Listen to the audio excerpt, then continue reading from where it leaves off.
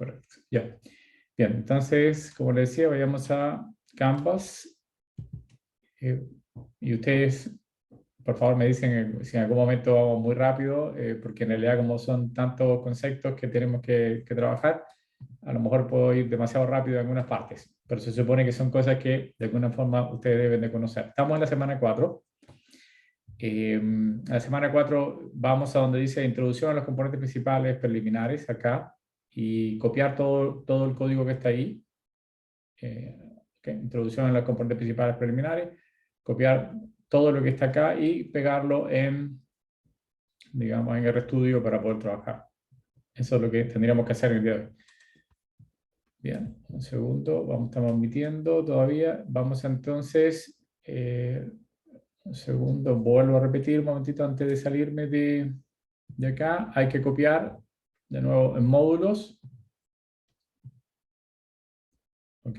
En módulos donde dice semana 4, en semana 4 hay un documento que dice introducción a los componentes principales, preliminares, entrar ahí y copiar todo el código y pegarlo en RStudio para comenzar. Ese sería lo que habría que hacer. ¿Ok? Yo por el momento voy a desaparecer de pantalla y voy a entonces a trabajar directamente en RStudio. Eso. Cualquier pregunta, consulta, etcétera, por favor háganla. Eso es. ¿Ya? Ok, entonces, volviendo a... Estamos en RStudio, ya yo copié todo lo que necesitaba. Acá, un segundo. Ok. En particular, para poder trabajar con lo que viene, necesitamos tener estos paquetes. ggplot ya creo que lo tienen. No estoy muy seguro. Deplit, también el paquete de Deplit creo que también lo tenemos. Pero no estoy muy seguro que tengamos el comando, o sea, la librería más y la librería mnorm. Ni tampoco esta. O sea, estas creo que no las tienen. No sé si Plotly ya lo hemos usado, pero en particular verifiquen si no instalenla. Tienen que instalar estas, digamos, archivos. Ustedes en particular pueden saber qué paquetes tienen instalado también, usando aquí en este lado de R, ustedes tienen un nombre que dice package. Si yo cliqueo ahí, me va a indicar todos los paquetes. Yo tengo, por supuesto, tengo muchísimos paquetes instalados, ustedes tienen algunos. Y también, si ustedes se fijan, están marcados, algunos están marcados que indican que son los paquetes que están cargados actualmente. Entonces también eso los puede ayudar para saber qué paquete tienen. Bien, entonces eso es una opción que pueden ver. En particular ahora voy a trabajar con estos paquetes y la idea es que vamos a ir trabajando con distintas herramientas estadísticas y de álgebra lineal para poder llegar al concepto, como les decía, de análisis de componentes principales. Ustedes me dicen cuando estén listos que ya tengan los paquetes cargados para no quedarnos atrás.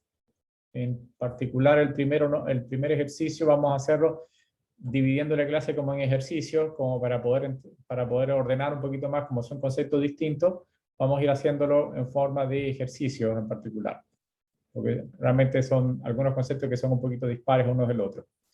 ¿Ok? Entonces partimos con el ejercicio número 1. Si no me dicen nada, sigo adelante. Eso, espero que no haya ningún inconveniente. Ahí me dicen. Okay. Bien. Entonces, parece que ya lo lograron instalar sin ningún problema. Primero vamos a hacer lo siguiente. Vamos a trabajar con una función, digamos, un comando de R que se llama sample, que es básicamente una muestra, un muestreo. La primer tipo de función de distribución, en realidad lo que vamos a hacer es una distribución que es uniforme, que es decir, elegir un conjunto de valores con la misma probabilidad. Es decir, observen que vamos a tomar una muestra de los valores 2, 5, 8 y 10. De tamaño, la muestra va a ser de tamaño 2000. Vamos a hacer reemplazo. ¿Por qué reemplazo? Porque vamos a elegir, por ejemplo, el 2 y vamos a contar que tenemos un 2, pero después lo regresamos al pool, es decir, le regresamos al conjunto para poderlo elegir en alguna otra ocasión. Cada uno de estos valores, que son 4 valores, vamos a tomarlo con probabilidad 1/4. Eso es lo que significa este comando sample. O sea, tomo una muestra de este conjunto de tamaño 2000 con reemplazo y las probabilidades son un cuarto para cada uno de ellos. Esto haría una distribución uniforme en el sentido de que, en principio, si la dimensión, el size es demasiado grande, entonces debe elegirse la misma cantidad aproximada de cada uno de ellos. Si la muestra es pequeña, entonces no es así. Entonces lo que vamos a hacer para ilustrar y verlo con una gráfica, vamos a convertir el resultado en un data frames. Vamos a cambiarle, bueno, cambiarle el nombre, pusimos un nombre A, en particular da lo mismo, y vamos a hacer un diagrama de una barra para ver cómo queda. Entonces, básicamente debería hacer esto, y debería darle aproximadamente estas cosas acá, digamos, estas barras. Y una pregunta para ustedes, ¿están las barras que obtuvieron, tienen las mismas dimensiones que las que tengo yo o hay alguna distribución distinta? A mí me ¿Pregunta? dio exactamente igual. Las tienen igual, ok, muy bien. Eso era lo que quería escuchar, a ver si en particular es eso. Bueno, básicamente, ¿cuál es el problema? En principio, que aquí esta tiene menos, el 8, por ejemplo, tiene menos números elegidos, pero en principio es porque hemos elegido una muestra finita. Si la muestra fuese enorme, entonces digamos, las columnas tienden a tener el mismo tamaño, porque la muestra se toma con un cuarto de probabilidad para cada uno de ellos. Por ejemplo, agreguemos un 0 más a esto, un 0. En vez de cuánto teníamos, 20.000, ahora tenemos, bueno, sí, ahora tenemos 20.000, antes teníamos 2.000. Bien, hagamos esto y en principio volvemos a elegir esto y hacemos un plot. Y observen que ahora las columnas están como más, digamos, más equilibradas, digamos, la misma cantidad aproximadamente. ¿Por qué? Porque efectivamente se elige con un cuarto de probabilidad. Es decir, a medida que tomo una tamaño n, el número de columnas, un tamaño n muy grande, la columna debe ser igual. Bien, esto es un ejemplo de una función de distribución que se toma con se llama distribución porque tiene una distribución de probabilidad, un cuarto para cada uno. Evidentemente, la suma de todas estas probabilidades tiene que dar 1, y yo puedo ir cambiando las probabilidades de forma tal que garantice que la suma sea 1. Esto es una distribución uniforme. Primer ejemplo. Bien, segundo ejemplo que quiero trabajar es la distribución binomial. No sé si recuerdan lo que es una distribución binomial, ¿sí o no? Me pregunta para en general. Más o menos, yo por lo menos. Ok, ya, muy bien. Gracias por la respuesta. Bien, una distribución binomial. A ver, un segundito, voy a mostrarle. Primero voy a tratar de ir a... Un segundo. Ya, ok. Primero, algunas de las distribuciones que tiene R incorporada dentro, algunas, porque tiene muchísimas más, algunas de las distribuciones que tiene. La distribución beta, binomial, la Cauchy, la exponencial, la gamma, Poisson, etcétera, etcétera. Hay muchas que están incorporadas dentro de R. En particular, una distribución binomial, que es un ejemplo que básicamente vamos a cambiarle el color para que se pueda escribir acá adentro. Esto es una distribución binomial en particular, es decir, es una función que tiene la forma básicamente n en k de p elevado a la k y 1 menos p elevado a la n menos k. ¿Ok? Y esta es la probabilidad de tener k en particular. Eso es lo que tendríamos en general.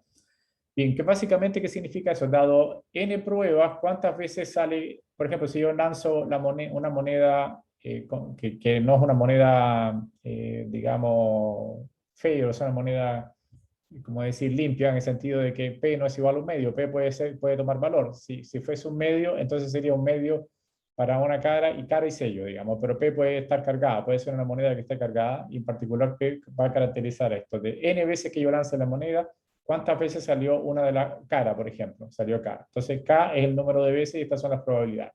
Esto es lo que se llama una función de distribución binomial. ¿Okay? Hay muchas otras distribuciones. También en particular está la distribución test, básicamente para hacer test, que son la chi-square, la de feature, la test students y otras más que en particular vamos a ir empleando durante el curso para hacer algún test. Ya de hecho algunas hemos usado, ya usamos la chi-square.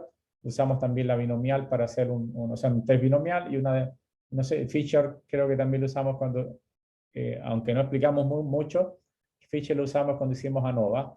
también se usa para hacer prueba test. ¿Ok? Entonces, más o menos esa es una función binomial. Hagamos un ejemplo de cómo funciona esto.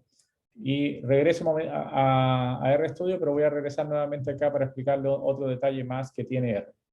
Bien, lo que vamos a hacer es hacer un histograma. Voy a tomar n, que es el número total de lanzamientos que hago, con una probabilidad P6 de que me salga, por ejemplo, cara, o sea, un evento determinado.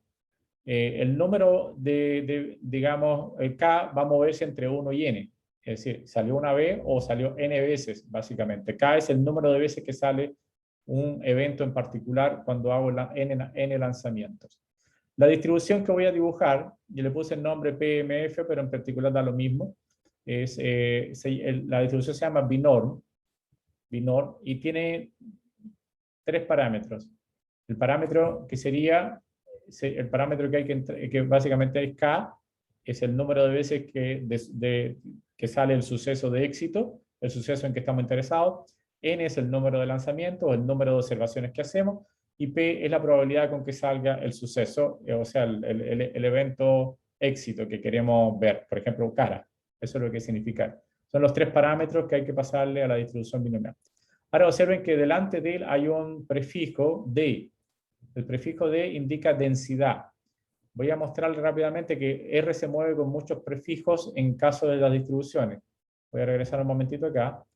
Estas son las distribuciones, pero cada distribución, por ejemplo, una distribución normal, la distribución normal se escribe como norm, pero cada prefijo que le ponga va a pedirle algo a la distribución. Por ejemplo, si yo le pongo D, implica la densidad, es decir, es el valor que tiene la función digamos, por ejemplo, en este caso, en x igual a 0. Puse, dame el valor de la función en x igual a 0. O sea, uno evalúa en la función normal y le va a dar un resultado. Ese resultado es que quiero evaluar. Eso se llama la función, ese es el prefijo D. Por ejemplo, si en x igual a 0, el resultado de la distribución es esto. ¿Okay? Que básicamente es 1 partido por 2pi. Ahora voy a hablar un poco más de la función de distribución normal. Si el prefijo es P, entonces lo que estoy capturando es lo que se llama la función de distribución acumulada, o el CDF, que en inglés, ¿no? Cumulative Distribution Function. Es decir, me va a sumar todas las probabilidades o el integral de las x desde menos infinito hasta q. Y eso es lo que dice. Básicamente, si yo me paro en q igual a 0, básicamente como la función de distribución está estandarizada, tendríamos la mitad a la izquierda, por lo tanto lo que te va a dar el resultado es 0.5. Si le pido 1.96 me da 0.97 el resultado. Es decir, es la suma acumulada de probabilidades hasta Q igual a, hasta el valor que uno quiere. Eso es lo que hace P. O sea, P permite calcular las probabilidades. Si quiero en particular calcular un cuantil, por ejemplo, ¿cuál es el cuantil 95? O el percentil 95, más que un cuantil. Percentil. Cuantil es porque son 4, ¿no? Este es el percentil 95, le coloco un Q delante y me va a arrojar cuál es el valor de Z que corresponde a el percentil 95. En vez de usar una tabla, puedo usar directamente esto. Y finalmente, si coloco una R delante, lo que me va a permitir es generar números aleatorios. Por ejemplo, colocando R acá y colocando n igual 4, me va a generar 4 números aleatorios correspondientes a la función de distribución normal. ¿Ok? Entonces, los prefijos, esto que tengo acá también lo tienen ustedes también en arriba, en principio, pero los prefijos nos van a indicar algo que le vamos a pedir a la distribución. Si ustedes trabajaron con R probablemente en estadística, creo que algo de los prefijos deben haber visto en particular. No lo sé, así que cualquier cosa me dicen si efectivamente es así, ya lo habían visto o no. Ok, acá lo que quiero hacer es simplemente, le puse una D delante porque quiero calcular o dibujar la función de distribución. Entonces, ¿qué le voy a pasar? Voy a hacer un plot en particular, y más bien como un histograma le puse el comando plot me permite capturar, entonces hacer en el eje X colocar K, que es la variable, es decir, cuánto es el número de éxito, aquí la función de distribución y el tipo de histograma. Haciendo esto, voy a cargar todo arriba, P, K igual a N, P y el plot, y básicamente lo que tengo es una especie de histograma calculado. Por supuesto, el comando plot es el comando básico, en el sentido de que es el comando que está incorporado en R y no necesito ningún paquete para funcionar. Voy a hacer lo mismo ahora, pero usando ggplot, el comando ggplot en general, para hacerlo mejor. Entonces voy a generar 2000 números, o sea, voy a generar 2000 números y por eso coloqué un R delante, para generar 2000 números. Una cosa, para que todos generemos los mismos números, tenemos que colocar algo así como setSeed, y pongamos un número todo. El número que coloquemos dentro da lo mismo, pero sí es importante que todos tengamos el mismo número. Puse 1, 2, 3. ¿Qué es lo que hace setSeed? Como vamos a generar números aleatorios, nos permite que distintos computadores generen los mismos números aleatorios. Eso en general. O parecidos, depende del sistema operativo en algunos casos. Entonces, haciendo setSeed y haciendo 2000, vamos a generar 2000 números aleatorios usando digamos, los 3 parámetros que le voy a pasar, los voy a guardar en M. Voy a generar un data frame, le voy a poner nombre y voy a tener aquí digamos, la distribución. Esa es la distribución o un histograma. Para hacerlo un poquito mejor, vamos a generar un 0. Voy a volver un 0 más acá para que sea 20.000. Y voy a generarlo nuevamente. Y mejora un poquito, quizás tiene la forma más parecida a la función de distribución binomial. Eso es lo que en principio tenemos. ¿Alguna duda hasta acá, chicos? Básicamente era un ejemplo, son ejemplos del uso de prefijos y cómo podemos trabajar con distintas distribuciones. Ahora me voy a enfocar mucho más en una distribución en particular, que es la distribución normal. Profe, Sí, dale. yo quedé con una duda, como, ¿para qué servía el set.sit? Ok. setSeed en particular no va a afectar mucho nada en particular. Solo lo siguiente, solo que nosotros, como tenemos distintos computadores, tenemos que generar números aleatorios. Entonces, los números aleatorios, cada computador genera de acuerdo al reloj interno del computador. Entonces, ese reloj interno yo le paso una semilla. setSeed significa pasarle una semilla y a partir de esa semilla se generan una serie de números que son pseudo aleatorios, porque en realidad no son completamente aleatorios. Como para limitarlo. Limita, justamente. Entonces, para que todos tengamos la misma semilla, para imitar los mismos números, ponemos esto, y esto fija los números para que podamos comparar nuestros resultados. Porque vamos a darnos cuenta de que si no colocamos setSeed, como estamos tomando muestras aleatorias, tenemos como números un poquito distintos. Se supone que si la muestra de nuestra es muy grande, todo va a converger el mismo resultado, pero como las muestras nuestras son finitas, tenemos que asegurarnos que tengamos una muestra parecida. ¿Se entendió? Eso, por eso colocamos setSeed. Sí, perfecto. Gracias. Ok, entonces eso es lo que significa setSeed. En particular voy a cesar de explicar un poquito de qué se trata la función de distribución. Aquí ustedes, repito, pueden experimentar con distintas funciones. Ahí hay un catálogo de funciones de distribución que pueden encontrar en la presentación. Pero en principio me voy a concentrar en una en particular. Y más que en una, nosotros tenemos que simular no solamente con una variable como la que estamos usando acá. Por ejemplo, aquí en la función binomial solo consideramos una sola variable que es k. K es la que se mueve de 1 hasta n, que es el número de éxito. Pero ahora quiero usar voy a generar, usando 2 funciones de distribución normal, un conjunto de datos simulados, de alguna manera. Quiero hacer un diagrama de dispersión para las variables independientes, que son igualmente distribuidas, o lo que se llama IDD. Disculpen, independientes igualmente distribuidas, no es IDD, es IID. O sea, repito, arreglar aquí, que son independientes igualmente distribuidas, con distribuciones normales, en este caso con mu igual a 0 y sigma igual a 1. No sé si recordarán la función de distribución normal. No estoy seguro, y ahí me dicen, no hay un problema. Función de distribución normal, que es una de las más usadas, más empleadas. ¿Sí? En todo caso, la voy a presentar en un ratito más, porque voy a generalizarla al caso multidimensional, pero en principio esto es lo que quiero hacer es generar, como le puse una R delante, voy a generar 2000 valores aleatorios siguiendo una función de distribución normal que tiene valor medio igual a 0 y sigma igual a 1, donde sigma es la desviación estándar, igual a 1, es decir, está normalizada. Observen que si yo no le coloco a rnorm, no le coloco ningún parámetro, él va, por defecto va a considerar que su valor mu, que va a ser su valor medio, va a ser 0, y su sigma va a ser igual a 1. Eso es lo que lo considera por defecto porque está normalizado. Si no es así, si tenemos un mu distinto de 0, como vamos a ver abajo, y un sigma distinto, entonces hay que arreglarlo con los parámetros aquí adentro. En principio voy a generar 2 valores sigma, disculpe, 2 valores x1 y x2, y generar un data frames a partir de ese conjunto de datos, de 2000 datos. Básicamente eso es lo que hicimos. Head, tenemos un conjunto de datos o sea, un conjunto de datos formado por dos variables. Cada una de estas variables fue generada por una función de distribución normal, pero de manera independiente. Es decir, x1 y x2 son independientes. Porque ninguno de los dos se habló con el otro cuando lo generamos. Entonces, generamos lo que se llama un diagrama de dispersión, que no es más que un diagrama de puntos. Es decir, voy a generar puntos donde el eje X va a ser igual. Ah, por cierto, yo puse aquí mapping, pero ese mapping lo podemos eliminar. Podemos dejar a static nada más como lo hemos estado haciendo hasta ahora. Está lo mismo el mapping. Pero en principio, en el eje X voy a colocar la variable X1 y en el eje Y voy a colocar la variable X2 y voy a dibujar puntos de color azul.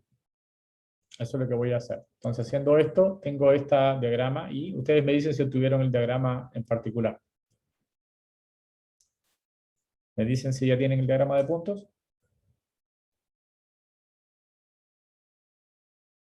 ¿Sí? Ok.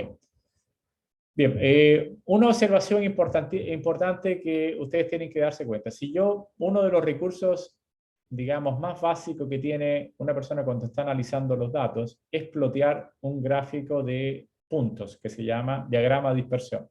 Entonces, la jerga es esa, diagrama de dispersión, porque es una dispersión de puntos. Entonces, si uno se fija en la gráfica, en esta gráfica que tenemos acá, x1 contra x2, hay un montón de puntos y hay una serie de observaciones que uno puede hacer en particular. Primera pregunta es, ¿tiene alguna forma particular la nube de puntos esta? ¿O creen ustedes que no tiene ninguna? Pregunta general, o sea, ¿qué ven acá? Aparte de un montón de puntos o una mancha llena de puntos, ¿qué se les ocurriría? ¿Qué patrón descubren aquí? ¿Qué patrón creen ustedes que hay? ¿Alguna sugerencia? Un círculo, muy bien. Efectivamente, es un círculo lo que uno ve acá, está de manera circular las cosas. Hay una mayor concentración de puntos acá hacia el centro, una mayor, digamos, dispersión en los bordes, es decir, que con mayor probabilidad, imagínense que alguien está disparando y que tiene buena puntería y con mayor probabilidad casi le da en el centro. Pero efectivamente el aspecto circular llama la atención. Si en lugar de 20.000 puntos, no lo hagan ustedes, yo voy a colocar 200.000 puntos, yo creo que se vería más tapado esto, que es lo que voy a hacer. Se ve casi un círculo, no lo hagan porque igual se ve feo, voy a dejarlo en 2.000 puntos para que no se vea tan pesado. Pero ¿qué es lo que me llama la atención? Efectivamente, el carácter circular.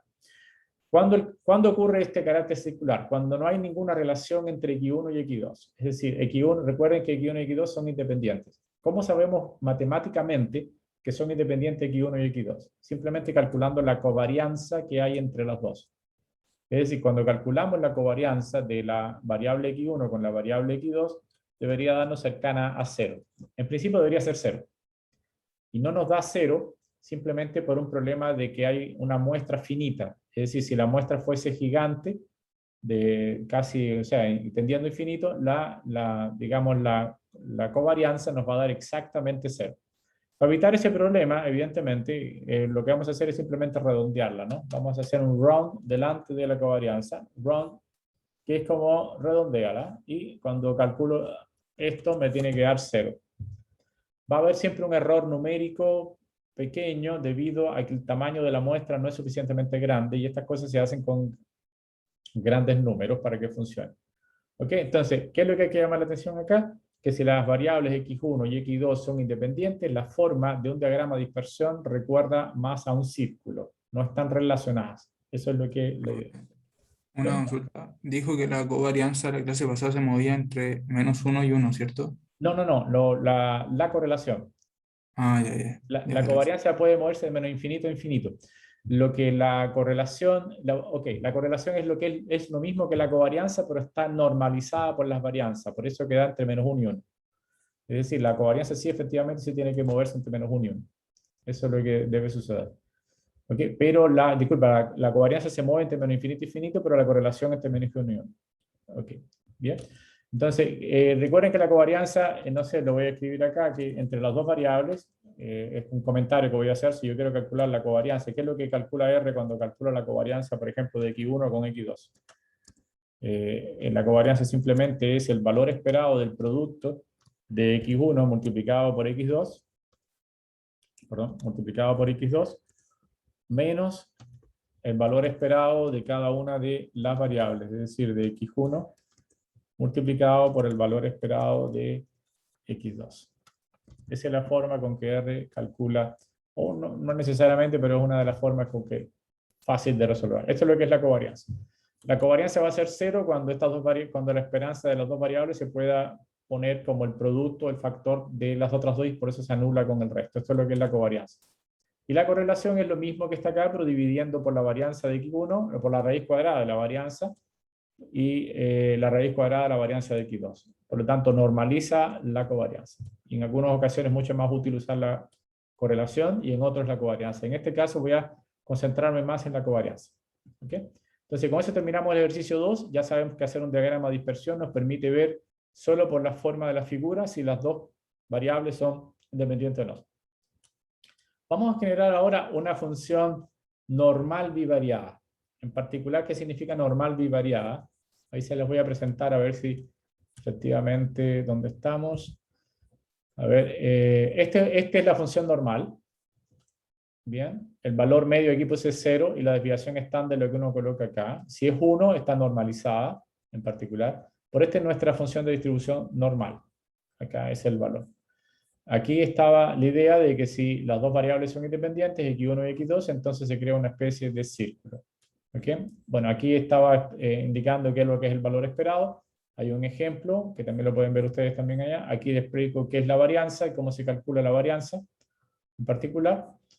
Y aquí hay un ejemplo de cómo calcular la varianza, cosa que ustedes deben haber visto. Y este es el ejemplo para cálculo de la varianza para una variable en general. Y me voy a aquí vienen las propiedades, pero las propiedades las voy a ver en un ratito más. Tenemos un segundito, solo quería mostrarle la función de distribución ahora multivariada. Esta es la misma que la normal, pero ahora tenemos una cosa un poquito distinta. Aquí la x es un vector que x tiene varios valores, digamos. En particular, x es un vector que puede tener, está con x1, x2, etcétera, hasta xp. A lo mismo, es el conjunto de variables que uno puede ver. Entonces, en realidad, x es un vector. Acá, sigma es lo que se llama la matriz de covarianza. Es decir, yo tendría que calcular la covarianza, cosa que voy a hacer en un ratito más, voy a profundizar mucho más en la covarianza. Pero, ¿qué cosa es sigma? Es la covarianza del vector, es decir, de x1, x2, etcétera, hasta xp. Es decir, esto va a dar una matriz. Y ahora le explico cómo se obtiene esa matriz. Solo quería presentarle a la función de distribución. Esta rayita que está acá implica determinante. Es un determinante. Determinante de 2pi multiplicado por la matriz de covarianza. Y aquí arriba es la transpuesta de x menos mu, donde mu es el valor medio, transpuesta multiplicado por el inverso de la matriz. Recuerden la forma que tenía acá la función de distribución, perdón, se marean un poco. Esta es la función de distribución. Aquí abajo está la varianza. Está como dividiendo la varianza. ¿Cuál es la generalización para casos multivariables? Como no puedo dividir por una matriz, lo que hago es multiplicar por la matriz inversa. ¿Okay? Y lo que este sería el vector de los valores medios. Aquí se calcula la varianza. Y uno dice que esta función se comporta como una normal de dimensión P. Porque X tiene una dimensión P. ¿Okay? Bien, R tiene una fórmula para no tener que trabajar nosotros con esta, con esta matriz. Disculpe, con esta función de distribución no tenemos que incorporarla manualmente, sino que existe un paquete para hacerlo. El paquete ya ustedes lo deben haber descargado y corresponde a este de acá. Library, estas dos, tienen las dos cosas. Una es multivariable normal o multinormal, es lo que significa más o menos estas dos cosas que están acá. Con esos dos paquetes podemos trabajar cualquier cosa en la función de distribución que les acabo de presentar. Pero tengo que pasarle los parámetros a esa función. ¿Qué parámetros tengo que pasarle? La matriz de covarianza en principio. Eso es lo que sería la matriz que yo debo pasar. En particular, ahora voy a generar números aleatorios, 2000 números aleatorios, usando una función de distribución bivariada, es decir, de dimensión 2. Tengo que pasar un vector que corresponde al vector de valor medio. Ahora no es un número, sino que ahora es un vector. Y también tengo que pasar, en vez de la desviación estándar, que antes era 0, 1, etc., ahora tengo que pasarle una matriz que se llama matriz de covarianza. Entonces, hagamos esto. Voy a capturar, voy a hacer esto, y esta es la matriz de covarianza. ¿Cómo se calcula la matriz de covarianza de dos variables en particular? Cambio un momentito acá para poder explicarle brevemente qué es lo que significa. A ver si puedo, un momentito, agrandar esto para poder escribir al lado. Aquí voy a escribir. Bien, por ejemplo, en el caso de que yo tenga una... blanco. En caso de que yo tenga un vector X que esté compuesto por X1 y X2, y yo quiera calcular la covarianza del vector X, entonces esa covarianza se calcula usando la siguiente matriz. Acá sería la varianza de X1, acá sería la covarianza de X1 con X2, acá sería la covarianza de X2 con X1, y aquí sería la varianza de X2. Eso es lo que se llama la matriz de covarianza que nosotros definimos como sigma. Evidentemente, por propiedades de la covarianza, y por la forma que está escrita la covarianza de la definición, la covarianza de X1, X2, es igual a la covarianza de X2 con X1, por lo tanto, esto es una matriz simétrica. Es decir, esto de acá es exactamente lo mismo, y por lo tanto es una matriz simétrica. Recuerden que una matriz simétrica es una matriz que es igual a su transpuesta. Bien, a esto es lo que nosotros le llamamos sigma, y ese es el sigma que está aquí. Ese sigma que está ahí es, si calculamos la varianza, la covarianza, la podemos reemplazar acá, y ese básicamente va a ser nuestra función de distribución. ¿Okay? Esa es la forma de calcular la matriz de covarianza, y es lo que hace R. Nosotros afortunadamente no tenemos que calcularla, la va a calcular directamente R a partir de los datos. Es algo que voy a explicar más adelante. ¿Okay? Me cambio nuevamente a R. Pero repito, para generar números aleatorios tengo que incorporar yo mi función de distribución teórica. O sea, disculpe, mi matriz de covarianza teórica. Es decir, no calculada a partir de los datos, sino que yo quiero que mis datos sean generados a partir de esta matriz de covarianza que yo mismo me ingenié, me inventé, básicamente. Mirando esto que está acá, ¿qué creen ustedes? ¿Cuál sería, por ejemplo, la varianza de la variable x1? Mirando esto, ¿qué creen ustedes? Varianza de la variable x1, mirando esta matriz, ¿cuál sería la varianza acá de la variable x1? ¿Qué creen ustedes? Mirando a la matriz de covarianza. O sea, la pregunta es, ¿cuál sería la matriz de covarianza? Disculpe, ¿cuál sería la varianza que hay de la variable x1 y cuál es la covarianza que hay entre x1 y x2? Si yo dibujé mi matriz de esta forma. ¿Qué creen ustedes? ¿Alguna? 1 y ¿La varianza de x1 cuál sería? el punto x1,1, que sería 1, en ese 1, caso, correcto, de la exactamente. esquina de arriba. Exacto. Y la covarianza sería menos 1.5. ¿Sí? Eso implica que existe covarianza entre las variables. Ahora no quiero que mis variables sean independientes, sino que ahora ya existe una relación entre ellas que le llamo covarianza. Y esa covarianza es negativa, ¿no? Entonces lo que voy a hacer es generar puntos aleatorios con estos parámetros, y lo voy a hacer usando este comando que está acá, ¿no? Sí, en particular lo que voy a hacer es, voy a nuevamente generar primero los parámetros, que es el número de digamos, de pruebas de datos que quiero generar. Le tengo que pasar el vector valor medio y le tengo que pasar la matriz de covarianza a mi función. Ahora voy a colocar setSit igual a 80 o 80 para que todos tengamos aproximadamente los mismos valores. Y voy a generar a partir de acá una función de distribución I, digamos, que tiene que tener como parámetros n, el número de veces que yo quiero generar la matriz. Voy a generar mu, o sea, le paso los valores medios, le voy a generar sigma en particular, eso es lo que quiero, y que el número de variables que quiero generar, que serían 2. Eso es lo que voy a generar acá. Ahora voy a colocar 2 en particular, y cuando hago esto ya tengo un nuevo conjunto de datos que está compuesto por, digamos, por estas magnitudes I1 y I2 que están generadas a partir de una función de distribución bivaluada. La gracia que teníamos con la otra, con el ejercicio anterior, con las otras conjuntos, que era este conjunto, es que estas dos variables eran independientes, pero ahora estas dos variables no son independientes, tienen una covarianza. Y lo que vamos a hacer es hacer un ploteo, y veamos que exactamente ahora Ahora veamos la forma que tienen, lo dibujé con otro color, pero en principio uno puede capturar a partir del dibujo, que es un diagrama de dispersión, que los puntos no tienen una forma circular. ¿Qué forma tienen aproximadamente? ¿Reconocen alguna forma en particular que tenga y algún patrón que vean ustedes? ¿Bien? ¿Qué forma tiene aproximadamente? Entonces, si yo llenara con muchísimos puntos, ¿qué es lo que se dibujaría? Ya, parece una elipse, exactamente, es una elipse. O sea, empiezan a estirarse, pero además tiene una característica, que el elipse está como, si uno quisiera trazar una recta por, digamos, tendencia, la recta tendría una pendiente negativa.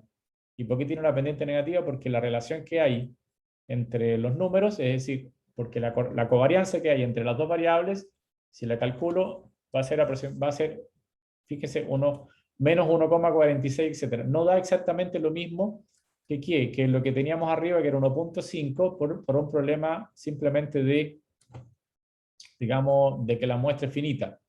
Si la muestra fuese más grande, es decir, si tomara una muestra, no sé, en vez de 2.000, 20.000, no lo hagan porque igual se va a rellenar demasiado la figura.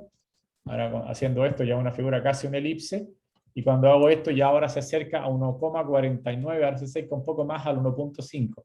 Con 20.000 puntos tomados, es decir, si tomo 1.000.000 de puntos, evidentemente vamos a rescatar lo que se llama la covarianza teórica a partir de la covarianza empírica.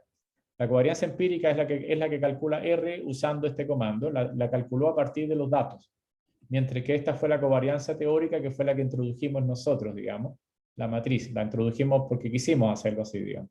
¿Ok? Bien, ¿se entiende? Voy a disminuir el número de puntos que tengo acá para que no se vea tan horrible. ¿Ya? Y la covarianza se vería así. Bien, ahora lo que quiero hacer es, ustedes, como les decía, ¿cómo tienen que imaginar esta figura? Como una especie de elipse, pero si hubiese una dimensión, tercera dimensión hacia arriba, verticalmente hacia arriba, que parta de este número, que en el centro está como el valor medio aproximado, hacia arriba, lo que debería verse es una función de distribución bivaluada, una especie de campana, en particular, en este caso una campana achatada porque tiene como una base elíptica. Es decir, si a partir de acá sacamos un eje vertical que vaya hacia afuera de la pantalla del computador, tendríamos el eje Z. Hagamos ese dibujo para echar una mirada a cómo se vería la función. La tercera dimensión que va a estar saliendo de la pantalla me va a decir la probabilidad, justamente. La probabilidad digamos, de la zona, del lugar. Evidentemente, en esta zona hay mucha más concentración de puntos, por lo tanto, debería verse una campana con una especie de cima aquí arriba en general, o sea, en esta zona. Eso es lo que hacemos con el ejercicio número 4, que es una representación de la densidad normal bivariada en 3 dimensiones. Bien, para hacer eso vamos a elegir una especie de rectángulo en el eje XY, que básicamente corresponde al valor de mu menos 3 veces la desviación estándar en cada una de las direcciones. No sé si se entiende lo que es A, B, C y D. Son simplemente pararme en el centro y dibujar un rectángulo que tenga 3 desviaciones estándar para allá, 3 desviaciones estándar para acá y 3 desviaciones estándar para este lado, de forma tal que yo tenga un rectángulo que me permita dibujar más o menos como debe ser la campana. ¿Okay? Eso es lo que hacen A, B, y C y D, generarme simplemente los intervalos. La X se va a mover desde A hasta B y la Y se va a mover entre C hasta D, de acuerdo a lo que está escrito acá. Vamos a generar una grilla ahora, que es una especie de... No entendí eso último. Ya. Dale, pero pregunta un poquito más específico, ¿qué parte no entendiste? A, B, C, D. Ya, ok. Básicamente, el mu, ¿qué cosa es mu? Si escribo mu, me va a dar un vector que es 3,2. 3,2 significa que me paro aquí 3, ¿no? Y me paro hacia acá, sería como 3,2, estaría el punto por acá, debe estar el punto, ¿no? 3,2, debe ser ese el medio, es el valor medio que tiene, porque la distribución normal tiene un valor, el mayor valor posible lo tiene en el valor medio, justamente aquí está en el medio. Ok, entonces, ¿qué es lo que voy a hacer? Parado acá, me voy a desviar 3 desviaciones estándar, por eso puse 3 acá. La raíz cuadrada de sigma 1, 1 es simplemente 3 desviaciones estándar de la variable en la dirección de X. Es decir, me voy a desplazar hacia el lado allá en 3 unidades de la desviación estándar. Sigma 1, 1, recuerden que sigma, si escribo sig, es, básicamente es una función, y sigma 1, 1 corresponde a 1. Quiere decir que voy a pararme acá y voy a tomar 3 unidades hacia allá. 3 unidades en el eje horizontal para este lado, menos 3, y 3 para el otro lado. 3 unidades para el otro lado. De forma tal que dibuje, a ver si repito, si estamos parados acá, en el mismo medio serían 3 unidades. 1, 2 y 3 unidades, hasta acá, hasta 0. Y lo mismo, me paro 3 unidades, sería acá y acá. Y lo que va a generar una especie como de malla en particular, o un rectángulo. Lo que quiero generar es un rectángulo. Abajo, en la base. A ver si me logro hacer entender. Voy a cambiar un momentito la visualización para entenderlo. La idea es la siguiente, a ver si logro explicar un poquito mejor acá. Yo quiero generar un tercer eje ahora. Bien, este sería mi eje X, este sería mi eje Y, y este sería mi eje Z. En este punto de acá, que sería el punto 3.2, es donde está el centro. Pero aquí debe haber una especie de campana, que es la que quiero dibujar. Pero para poder dibujar la campana voy a elegir un área determinada aquí abajo, que voy a hacer un rectángulo. ¿Cómo hago esa área? Me voy a avanzar hasta acá 3 desviaciones estándar para allá y hacia acá 3 desviaciones estándar para allá. Y por lo mismo para el otro lado, positivo y negativo, menos 3 desviaciones estándar y menos 3 desviaciones estándar para rellenar una especie de base aquí abajo y a partir de acá generar una malla para poder construir los puntos que están arriba. No sé, ya rellené demasiado esto acá, pero no sé si se llevó por lo menos la idea intuitiva de qué es lo que quiero hacer. Generar un rectángulo de puntos aquí abajo o un dominio de la función, una sombra de mi función para después encontrar el valor de z arriba. Eso es lo que quiero hacer. ¿Sí o no? ¿Se entendió algo o sigue todavía confuso? Sí, al menos yo entendí. Ya, repito, es como generar una sombra a partir de cada punto ahora. Dentro de esa sombra voy a buscar la altura y con eso dibujo una figura. Entonces cada punto genera. Pero ¿cómo dibujo un buen dominio? Simplemente me desvié 3 desviaciones estándar en cada dirección porque la función campana decae muy rápidamente. Si no, tendría que haber elegido 4 desviaciones estándar para funcionar bien. Pero las 3 me funcionan bastante bien para lo que es una distribución normal. ¿Okay? Entonces voy a cambiar a R. Y eso es lo que voy a hacer. Entonces lo primero que voy a hacer, repito, es generar esto. Y ahora, ¿qué es lo que hace este comando? Justamente genera una grilla. Desde A hasta B, genérame una secuencia de 200 puntos en particular. Entonces, ¿qué es lo que hace? Divide el intervalo en 200 segmentos y lo mismo me hace lo mismo para I, en 200 segmentos. Y con eso me construye una malla de puntos, una rejilla de puntos, o grilla en particular. Ahora defino una función que le voy a denominar, ese nombre lo puse yo, y usando R utiliza la función function, simplemente para hacer una función de usuario. ¿Qué es lo que le voy a pasar a una función de usuario? Los argumentos van a ser X y Y lo que voy a colocarle es una D delante, el prefijo que significa la densidad de una función normal, y voy a conectar de una función normal multivariada, por eso le puse una M delante, D normal multivariada, para densidad, y el cbind C significa pega las columnas, cbind significa pega las dos columnas. ¿Qué columna? La X y la Y. Este es lo que le vamos a pasar a mi función, los pares de puntos, pero aclarando que el min va a ser igual a mu y que la covarianza es igual a sigma. Esos son todos los parámetros que requiere la función. Y esa función se la voy a pasar después a z, que son los valores que va a tomar digamos, la altura para cada valor de la grilla. Entonces, haciendo esto, debería verse algo como esto. Ahora, debería verse algo como esto si tiene cargado plotting.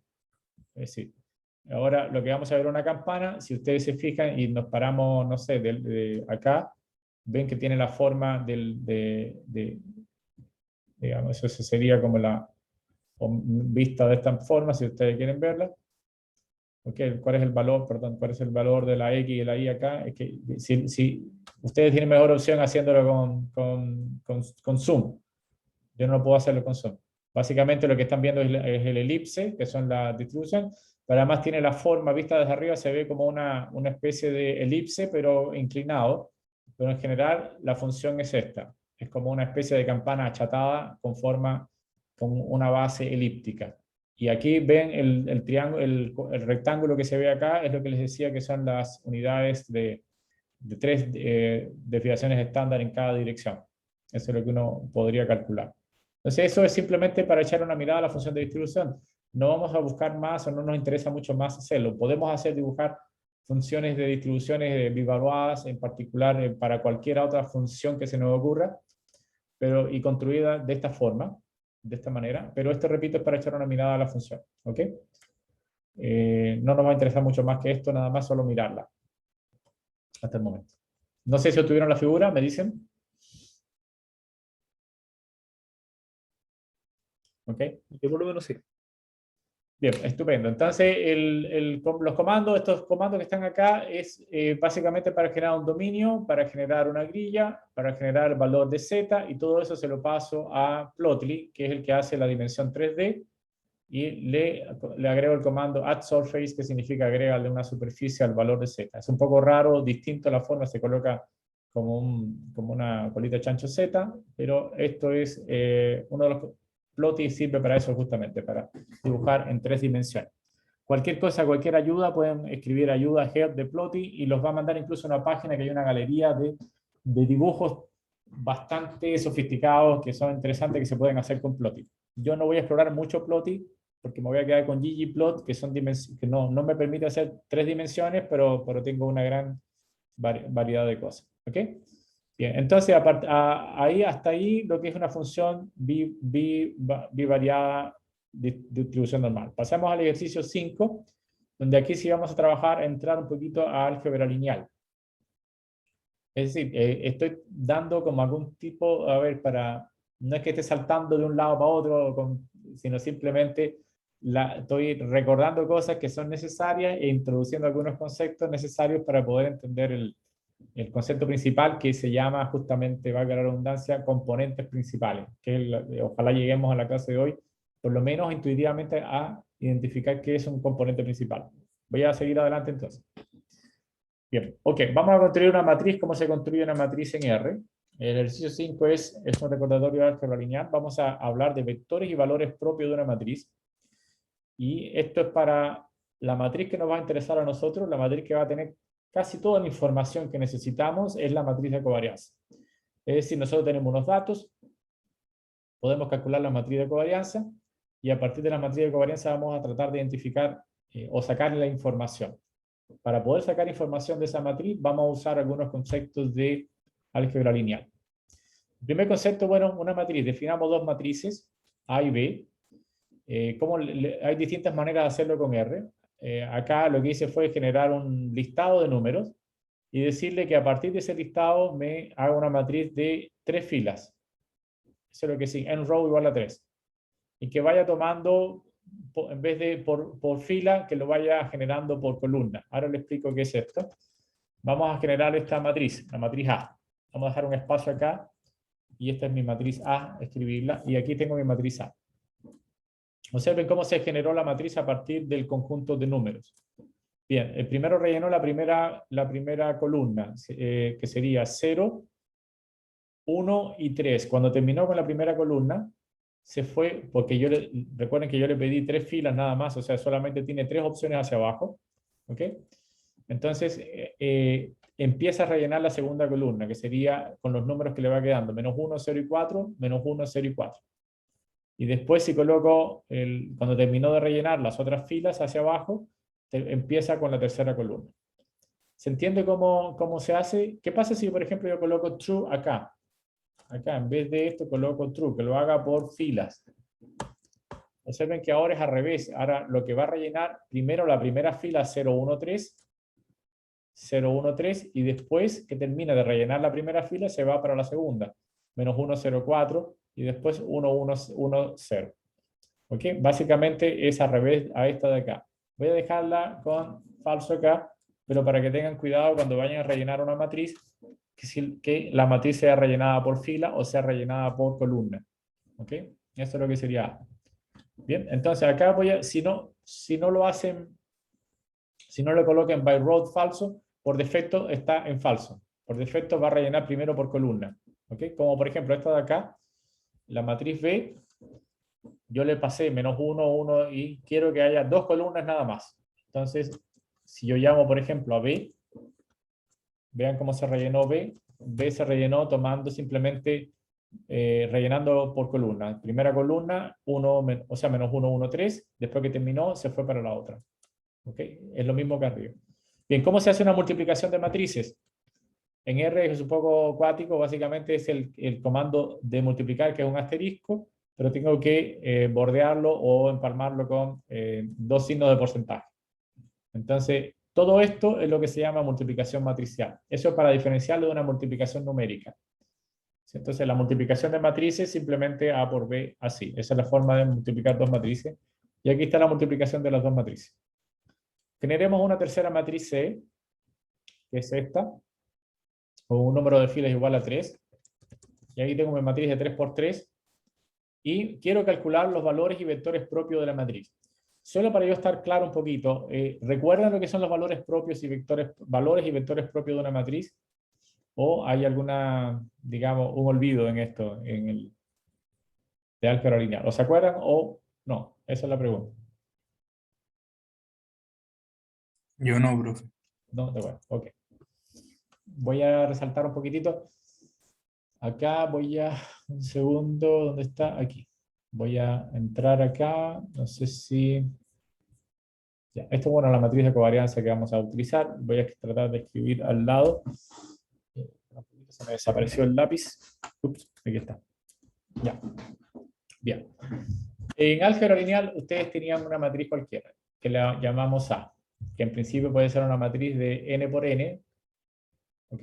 Es una necesariamente tiene que ser una matriz cuadrada para poder calcular los valores y vectores propios. ¿Ok? Entonces tengo una matriz cuadrada de n por n. Entonces, para cada matriz, cada una de estas matrices, existe un vector B y existe un valor lambda. Lambda es un número. ¿Ok?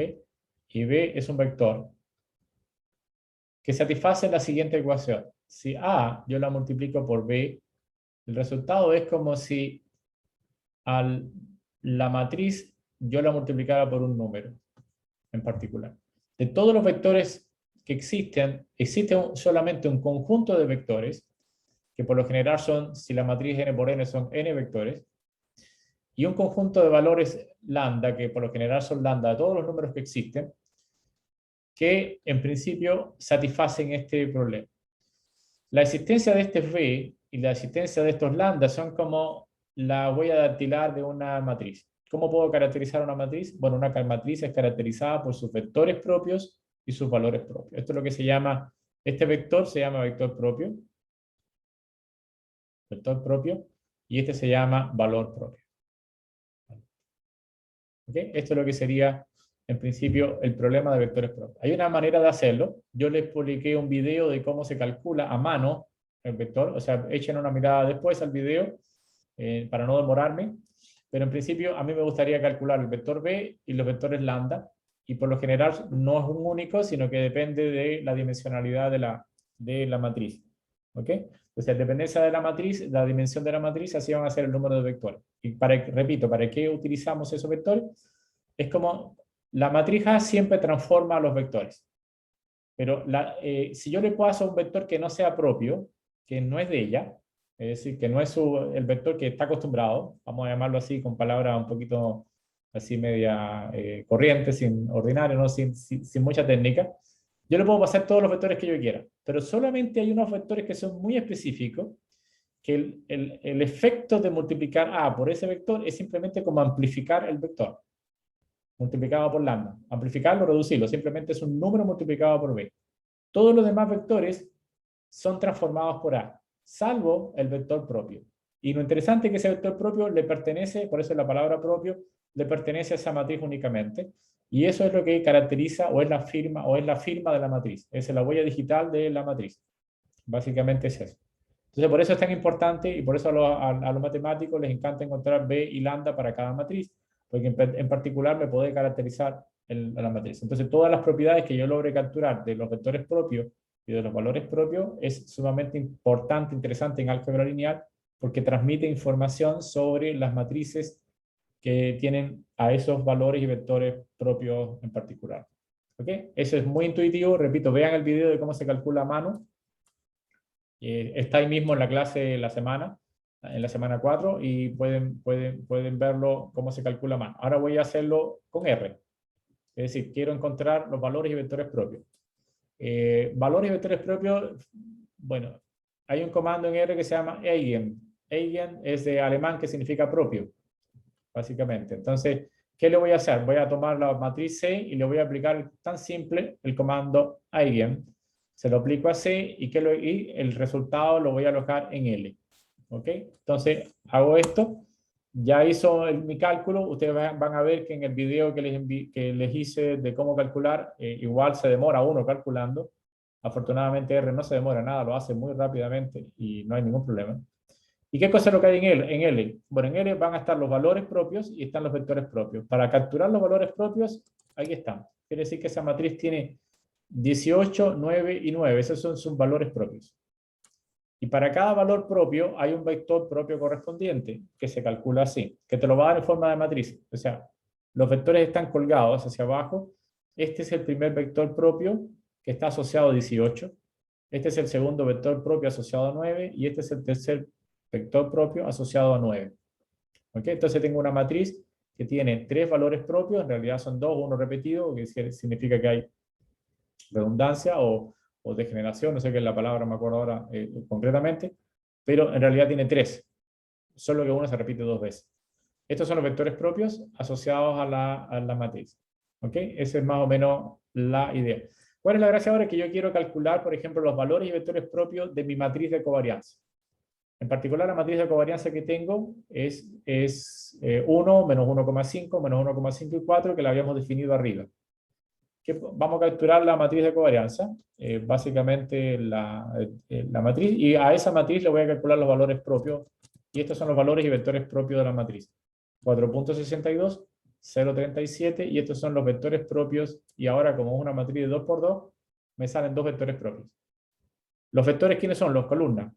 La primera columna es un vector, y la segunda columna es otro vector, escrito en forma de columna. ¿Bien? Ahora, hay una cosa interesante que tiene una característica muy importante que tiene las matrices en particular. Primero, hay una definición importante que yo le escribí acá, que una matriz que tenga todos sus valores propios positivos se denomina definida positiva. O sea, ¿cómo yo puedo decir que una matriz es positiva? En particular, la palabra ahora se denomina es definida positiva. Como yo les decía anteriormente, lambda, los valores propios, los vectores propios, tienen mucha información de la matriz, son muy especiales para esa matriz. Por lo tanto, yo puedo definir cosas de esa matriz a partir de sus valores o vectores propios. En particular, si todos los valores propios de una matriz son positivos, entonces puedo decir que mi matriz se llama definida positiva. Y eso es el análogo de un número positivo. Es decir, en el conjunto de matrices, las matrices que tienen valores propios positivos se denominan positivas, o más exactamente, definidas positivas. Si pueden ser 0, se le denominan semidefinidas positivas. Hay un teorema importante dentro de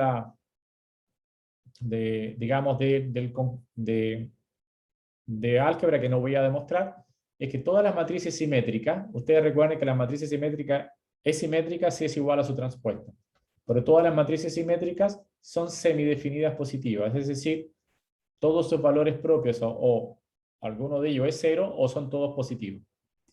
Ahora, nosotros ya habíamos hablado que una matriz de correlación, de covarianza, siempre va a ser una matriz simétrica, porque la covarianza es simétrica. La covarianza de X1 con X2 es lo mismo que la covarianza de X2 con X1, por lo tanto esa matriz va a ser siempre simétrica. Por lo tanto, si es una matriz simétrica, por corolario, todas las matrices de covarianza son simétricas, por lo tanto son semidefinidas positivas. Es decir, o puede ser 0 o todos sus valores propios son positivos. ¿Ok? En particular. Bien. Vamos a, ¿se entendió esto? Esto es un recordatorio digamos, de álgebra. Me interesa en particular que entiendan cómo calcular los valores propios y vectores propios usando el comando eigen, cómo separar los valores de los vectores propios, que son importantes, y que si nuestra matriz de covarianza ya es una matriz simétrica, necesariamente todos sus valores propios van a ser positivos o alguno puede ser, en algún caso, cero. Bien, ese es hasta ahora todo lo que necesito por el momento de álgebra lineal. Ahora voy a seguir un poquito más de álgebra lineal, pero regreso a algunas propiedades de la media y de la varianza en particular. ¿Ok? Díganme, pregunta hasta ahí, hasta el momento. ¿Se va entendiendo? Recuerden que lo importante en este momento es calcular los valores, saber calcular los valores y vectores propios de una matriz. Dos cosas que hay que hacer. Cómo calculo la matriz de covarianza y dos, cómo calculo sus valores y vectores propios. Eso es lo que deben de saber hasta el momento, hacer. ¿Bien? Y que además que los valores y vectores propios me dan mucha información respecto a la matriz. En particular, si la matriz es simétrica, sus valores propios tienen que ser positivos o cero. No puede haber valores propios negativos. Esa es la primera cosa que uno debería saber. Bien, ahora lo que quiero hacer es, hay una serie de propiedades que tiene la media y la varianza que van a ser importantes para lo que viene. Y la voy a mezclar después con matrices. Pero en principio vamos a hacer lo siguiente. Voy a generar una, por favor, set 1, 2, 3 para todos, para que todos tengamos la misma, el mismo semilla para generar números aleatorios, para generar las mismas X y las mismas Y. Voy a generar un número. Es un número bastante grande que puse aquí como casi 2 millones parece, ¿no? Ok, da lo mismo. Bien, voy a generar 2 millones de valores para X, 2 millones de valores para Y, y adicionalmente voy a tomar el parámetro 1, que es el valor medio de la variable que quiero que sea 1, y que la desviación estándar sea 3, para poder generar una distribución normal. El segundo son 2 millones también. En este caso quiero que su valor medio sea 2 y que su sigma sea 5. Voy a tomar como ejemplo estos dos. Recuerden que el prefijo R implica que voy a generar random numbers, son números aleatorios. Entonces genero números aleatorios en particular. ¿Ok? Si yo, SD significa la desviación estándar. Si yo calculo la desviación estándar de X, ¿qué tendría que darme? Pregunta, sin calcularlo. ¿Qué creen ustedes? Si yo quiero calcular la desviación estándar de X, si yo lo generé a partir de esta función de distribución, ¿cuál sería la desviación estándar sin mirarla? ¿Cuánto debería dar aproximadamente? ¿Pregunta? Ok. Ok. 3, muy bien, estupendo. Tiene que dar 3 porque justamente nosotros le pedimos una desviación estándar 3 y generamos los números para que su desviación estándar sea 3. Cuando calculamos SD, lo estamos calculando empíricamente, es decir, usando la data. Cuando la generamos así, nosotros fuimos lo que le dimos los valores, por lo tanto eso es teórico. Entonces hay que diferenciar cuando nosotros definimos los valores son teóricos y cuando los calculamos a partir de los datos son empíricos. Pero ambos deben de coincidir, salvo, por ejemplo, que haya una pequeña diferencia, esta da 2.9999. ¿Por qué? Porque la muestra, a pesar de que es grande, 2 millones, sigue siendo finita. Si la muestra sea infinita, el resultado va a ser estrictamente 3. ¿Ok? ¿Cuál sería el promedio de X? En particular, el promedio de X, ¿qué daría? ¿Qué creen ustedes? ¿Cómo fue generada X? A partir de una función de distribución con valor medio 1. Tendría que dar 1, exactamente. Entonces el resultado es ese, 0.9999, o sea, casi 1, repito, no es exacto porque está calculado a partir de una muestra finita y no una muestra teórica. ¿Ok? Todo lo que dieron en estadística por lo general son distribuciones teóricas donde uno se da los parámetros y genera números. Pero lo que hacemos en análisis de datos es al revés, es partir de la data, reconstruir las características fundamentales como los valores medios, como las funciones de distribución, etcétera, etcétera. Eso es lo que se hace a partir de los datos, que en la práctica es lo que uno tiene en particular. ¿Okay? ¿Cuáles son las propiedades que yo quiero recordar? Por ejemplo, si yo multiplico por 2 la variable, todos los valores, los 2 millones de valores, si le calculo el valor medio, la propiedad es que ese valor A sale fuera del valor medio. Es como calcular esto me daría el mismo resultado que tendría, exacto. ¿Por dónde estamos? ¿Qué es lo que quiero calcular? Ah, ya, 2x. Efectivamente, ¿cuál es el valor medio de x? 1. Si lo multiplico por 2, el resultado va a ser casi 2, ¿no? Es como salir fuera. Si yo tomo el valor medio de la suma de los dos valores, se supone que es el valor, la suma de los dos tiene que ser igual a la suma de los valores propios. Por lo tanto, aplicando el valor medio a la suma de los dos, tiene que ser aproximadamente 3, ¿no? ¿Por qué 3? ¿Por qué tiene que dar 3? Porque uno es un valor medio 1 y el otro es un valor medio 2. Por lo tanto, el resultado es 3. Si yo le sumo un valor 1, entonces ese valor, que es un número, sale fuera sumando, digamos, ¿no? Es el valor medio. Entonces ahí aplico la propiedad, es como sumarle un 1 a todo. Por lo tanto, el valor medio también se le suma un 1. Entonces, estas que están marcadas aquí en azul, que son los comentarios, son las propiedades del valor medio que yo quisiera que ustedes recordaran. En particular, son las propiedades del valor medio que vamos a emplear. Y son las más usadas en particular. Son las más básicas y importantes. Ahora, también existe, puedo calcular la varianza de X. La varianza de X me da aproximadamente 9. ¿Por qué me da la varianza 9? Porque la desviación estándar es 3 y la desviación estándar al cuadrado es lo mismo que la varianza, o la raíz cuadrada de la varianza es lo mismo que la desviación estándar. Esa es mi varianza. Yo puedo calcular la covarianza entre X y Y. Si X y Y son independientes, como en este caso, la covarianza es 0. ¿Por qué son independientes? Porque fueron generadas con dos funciones de distribuciones que no se hablaban una con la otra, simplemente distribuir la función. Entonces aquí podemos calcular la covarianza, y la covarianza es menos 0,01, es decir, pequeñita, pero repito, siempre me gusta colocar un round delante para indicar que efectivamente es 0 el valor. Y eso es lo que sería, me daría 0 la distribución. Vean las propiedades que yo quiero que recuerden de la varianza. En particular, si yo multiplico por un número la variable aleatoria y le calculo la varianza, el 2 sale afuera de la varianza, pero al cuadrado. ¿Okay? Entonces, calcular la varianza de esto tendría que dar 4 veces lo que había antes. Recuerden que era, ¿por dónde está? El valor de la X, ¿dónde está? ¿Cuál es la varianza? Sería de la X, la varianza de la X es 9, ¿no? Sí, exactamente. La varianza de la X es 9, aquí está. ¿Por qué? Porque la desviación estándar es 3, la varianza sería 9, y por lo tanto, si yo pongo un 2 delante, sería 4 por el 9, sería 36, que es justamente lo que está dando acá aproximadamente, 36. Entonces, básicamente, propiedad que hay que saberse es que los números salen al cuadrado de la varianza. ¿Qué pasa si yo sumo la varianza y le sumo 2? Simplemente no pasa nada, porque la varianza es con respecto a una diferencia. Y si todos los números se diferencian en 2, cuando yo los restos, el 2 se elimina. Por lo tanto, la varianza de esta no cambia, sigue siendo 9. Finalmente, la varianza, en particular que tengo que saber, es que la varianza de una suma de dos variables es igual a la varianza de la primera más la varianza de la segunda más 2 veces la covarianza de las dos. En este caso, como la covarianza es casi nula, porque casi nula, debería ser nula, pero casi nula por un efecto que la muestra es finita, ahí nos debe dar 2, entonces en este caso la suma de las dos varianzas, que da 33.98, es decir, 34. Debería dar aproximadamente repito, si esta cosa fuese 0, como debería ser, teóricamente, nos daría simplemente la suma de las dos varianzas. ¿Ok? Entonces, en principio, estas son las propiedades que están acá marcadas en azul, son las propiedades importantes que hay que recordar de la varianza.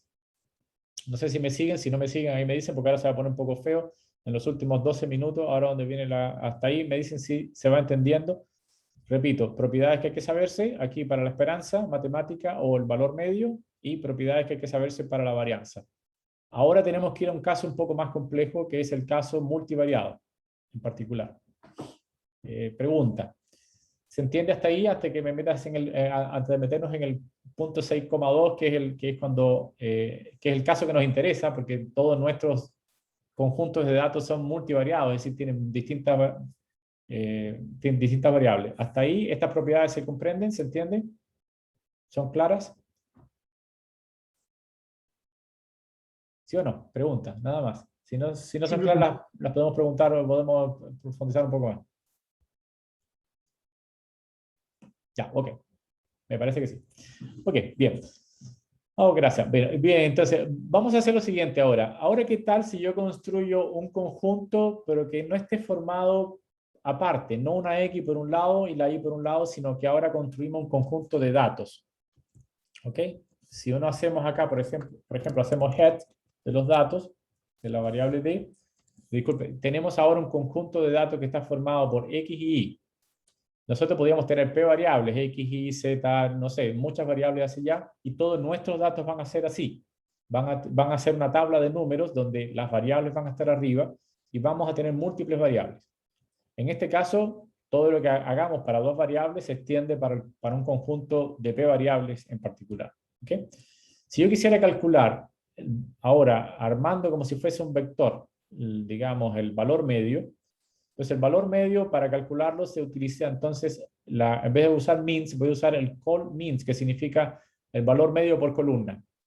Básicamente, si B es un vector, observen que aquí, como yo no puedo escribir el vector directamente, le coloco un elevado a la t que significa transpuesto. Significa que esto no es un vector que está escrito horizontalmente, sino que es x y abajo y. No sé si se entiende la notación que estoy escribiendo acá. Eso significa el transpuesto en particular. Es decir, es un vector que está formado por x y y. Bien, ¿qué es lo que hace con means? Me va a dar dos valores, que son los valores medios de la x y el valor medio de la y. Sí, recuerden que el valor medio de la x es 1 y este es como 2, con algunos errores debido al tamaño finito de la muestra. Por lo tanto, ese es el valor que yo tengo para calcular. Si yo quiero calcular la covarianza, puedo calcular directamente la covarianza de los datos, que básicamente es, yo lo voy a llamar sigma siempre la covarianza, y va a ser una matriz que tiene como sigma 1, 1 la varianza, como sigma 1, 2 la covarianza entre x y y, como sigma 2, 1 la covarianza y x, y como sigma 2, 2 la varianza y. Entonces, la varianza de y. Si calculamos, esta es justamente nuestra matriz de covarianza. Observen que debe ser muy parecida a la matriz de covarianza que teníamos teórica, en particular. Tiene que ser muy parecida a los valores, en general, a la matriz de covarianza teórica. En particular, acá las variables son independientes, es decir, podemos hacer lo siguiente. Para hacerla mejor, podemos redondearla, round delante, para trabajar con números más bonitos. Y esta sería nuestra matriz de covarianza. 9, que es la varianza de la x, 0, que es la covarianza de las dos, porque no, son independientes, recuerden, simétrica, y 25 es justamente la varianza de la variable y. Recuerden que su desviación estándar era 5, por lo tanto esas son sus varianzas. Quiere decir que esta es la forma de calcular la covarianza, y si yo tengo mis datos, y mis datos son numéricos, simplemente le aplico cov a mis datos y se va a obtener la matriz de covarianza. Entonces es importante saber cómo calcular la matriz de covarianza de los datos que yo le obtengo. Bien. Viene ahora una cosa interesante. Yo quisiera transformar mis datos. Estos son mis datos. En realidad estoy mostrando 6 datos, 6 filas hasta acá, pero mis datos tienen 2 millones hacia abajo, ¿no? Ahí está la dimensión, son 2 millones de observaciones. Estoy mostrando los 6 primeros. Entonces, esos datos que son 2 millones de filas o de observaciones en dos variables, yo quisiera transformarlos. Voy a transformar las variables x y y a otras variables distintas. Por ejemplo, de las x y las quiero pasar a z, t, usando una matriz cualquiera. Entonces yo le aplico una matriz de transformación a mis números, a mi tabla de números, y esa tabla de números va a transformarse de otra manera distinta. Es decir, en vez de tener estas observaciones, ahora va a tener observaciones para z y t. Yo puedo hacer esto directamente ahora, y vamos a un ejemplo. Vamos a transformar, implica transformar las observaciones, que es lo que le decía. Si yo tengo nuevas variables, z y t, ahora mis observaciones también tienen que cambiar para adaptarse a las variables z y t. Entonces voy a hacer una transformación aplicando una matriz sobre mi vector x y mis observaciones van a cambiar. Eso es lo que quiero hacer ahora. Entonces vamos a tomar un ejemplo. Este es un ejemplo de matriz, cualquiera. Este es un ejemplo. Y voy a transformar mis observaciones. Y observen la forma en que debo transformar mis observaciones si mis variables se transforman en otras nuevas variables usando la matriz de transformación A. Primero, lo que vamos a hacer es, a mi data frames D lo voy a convertir en una matriz usando el comando asMatrix. Bien. Y con eso tenemos, ya M es una matriz. Quiero saber la dimensionalidad de la matriz. Bueno, tiene 2 millones de filas con 2 columnas. Eso es lo que es la matriz que tenemos nueva. Vamos a generar una nueva matriz ahora de observaciones multiplicando nuestra data por la matriz transpuesta A. ¿Qué es la matriz A? La matriz de transformación. En pocas palabras, lo que quiero decir es que los datos se modifican si tú modificas las variables, pero la forma de modificarlo es un poco extraña, es multiplicando por la derecha por la transpuesta de la matriz de transformación. Y así obtengo la nueva data. Eso es lo que hago aquí con esto, multiplicar por la derecha mis valores para obtener una nueva matriz. Y después lo vuelvo a convertir a data frames. Y ahora tengo mi nuevo data frames, pero con las variables z y t transformadas a partir de las otras. Si yo calculo la matriz de covarianza de mis nuevos datos, este sería el resultado. Esta es mi matriz de covarianza de mis datos transformados. La pregunta que uno se hace ahora es cómo se relaciona una matriz de covarianza nueva, esta matriz que acabamos de capturar con las nuevas variables, con la matriz de covarianza antigua de las variables antiguas, de las variables x y y. ¿Okay? Y eso es lo que quiero mostrar ahora. Y la propiedad es la siguiente. Si el vector b, x y y son mis variables antiguas y yo la transformo, es decir, yo calculo la covarianza de mi vector transformado, es como si esa A saliera fuera A y por el otro lado sale como A transpuesta. Esa es la propiedad que tiene la matriz de covarianza, pero para una, digamos, una variable o un vector que es multivariable en particular. Repito, a ver si logran vincularlo con la otra propiedad de la covarianza. ¿Con qué propiedad de la covarianza? Con esta propiedad de la covarianza. ¿Dónde está la matriz, la propiedad de las covarianzas? Wow, me perdí aquí y me pierdo un poco. Ahí está. Recuerden esta propiedad. Si yo multiplico por A la X, estoy transformando la X. ¿Cómo sale la varianza nueva? Sale como A cuadrado afuera. ¿Qué pasa cuando la X no es una X, sino que es un vector? ¿Dónde estaría? Perdón, me perdí acá. Entonces, ¿qué hace la matriz? La puedo sacar afuera por un lado y por el otro lado como A transpuesta. Si A fuese un número, A se multiplicaba por A y por lo tanto quedaría A cuadrado. Pero como A es una matriz, ahora queda como empalmado con A transpuesta. Entonces, ¿qué es lo que quiero hacer ahora? Hacer lo siguiente. Voy a tomar la matriz antigua o los datos antiguos calculo la covarianza antigua y lo empalmo por el lado izquierdo con A y por el lado derecho por la transpuesta de A. El resultado que me va a dar va a ser este. Si ustedes se fijan, va a coincidir con el de nuevo que habíamos transformado. Es decir, las matrices de covarianza son los mismos en principio. No sé si me hago entender. Quiere decir que si yo quiero transformar la matriz de covarianza, puedo tomar por el lado izquierdo, multiplicarla por A y por el lado derecho por A transpuesta. O puedo transformar los datos multiplicando por la transpuesta por la derecha toda la tabla y después calcular la covarianza de mi nueva tabla. La covarianza de mi nueva tabla y la covarianza transformada tienen que ser exactamente, me tienen que dar los mismos resultados porque esa es la propiedad que estoy ilustrando. Es decir, la covarianza nueva se obtiene a partir de la covarianza antigua empalmando por el lado izquierdo y por el lado derecho con la matriz de transformación. ¿Sí? ¿Se entendió o no? Más o menos. Bien, chicos. Me quedan 2 minutos más, así que no puedo seguir más adelante. Sigamos en la próxima clase. Si tienen alguna duda, pregunta, etc., estamos aquí disponibles en los 2 minutos. ¿Quedó claro o no quedó claro cómo se hacen las transformaciones de matrices? Es decir, si yo le doy una matriz de transformación y les doy un conjunto de datos, ¿cómo transforma los datos? ¿Se entiende cómo lo podemos transformar? Imagínense que tengo un conjunto de datos, 2 millones de datos. Y yo digo, quiero transformar mis variables usando esta matriz. ¿Cómo se transformarían las observaciones? Pregunta. ¿Alguien capturó como la idea intuitiva, más o menos de cómo debería ser, cómo debería proseguir? ¿No? Ok. Simplemente tomo la transpuesta de la matriz, la multiplico toda mi tabla, la multiplico por la izquierda y voy a tener nuevos datos. Y esos nuevos datos son los datos transformados que corresponden a las variables nuevas. ¿Ok? Bien, chicos, dejémoslo hasta acá. ¿Alguna duda, pregunta, sugerencia, algo? Todo bien, profe. Ok, bien. Ok, entonces nos vemos entonces el jueves. Muchas gracias. Chao, profe, nos vemos. Chao, profe.